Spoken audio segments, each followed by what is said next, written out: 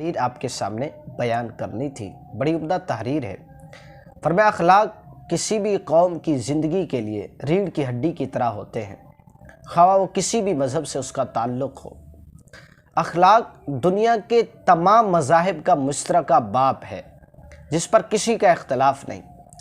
انسانوں کو جانوروں سے ممتاز کرنے والی چیز وہ بھی اخلاق ہے۔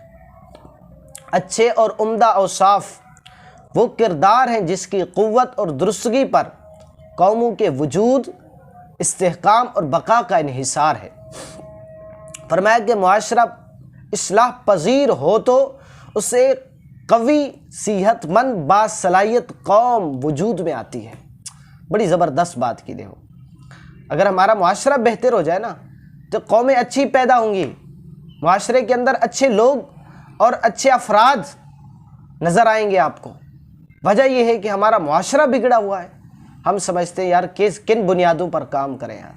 اب دیکھ لیں، ہر ایک اپنے ارد گرد دیکھ لیں، ہماری تربیت، ہمارے بچوں کی تربیت، ہمارے بڑوں کے اندر کیا کیا بگاڑ پایا جاتا ہے، جس کی بنا پر بچے تو بڑوں سے سیکھتے ہیں۔